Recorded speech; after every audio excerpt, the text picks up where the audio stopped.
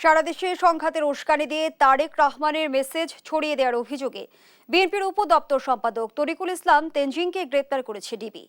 এছাড়া ঢাকা মহানগর উত্তর ও দক্ষিণ বিএনপির সভাপতি, সাধারণ সম্পাদক সহ বিএনপি ও জামায়াতের 150 জনকে আটক করা হয়েছে। মঙ্গলবার এক ব্রিফিংয়ে এসব তথ্য জানান ডিবি প্রধান হারুনুর রশিদ। বলেন, সাধারণ শিক্ষার্থীদের কোনো রকম হয়রানি করা হবে না, তবে যারা হামলা ভাঙচুরে জড়িত তাদের খুঁজে বের করে আইনের আওতায় আনা হবে।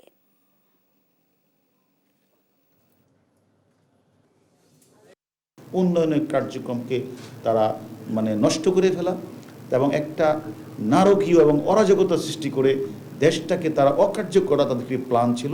এবং সেই কথাগুলি তারা অনেকে আমাদেরকে বলেছে যে তারা উপর থেকে এই নির্দেশনায় পেয়েছে, যদি তোমরা এগুলি না করো তোমরা হাতে ছড়িয়ে দিয়ে তোমরা চলে যাও।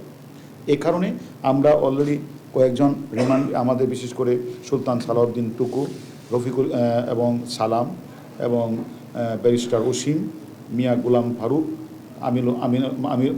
আমির হোসেন মাহমুদ চৌধুরী, আমিনুল হক, জহিরুদ্দিন স্বপন, তারা অলরেডি আমাদের কাছে রিমান্ডে এসেছে।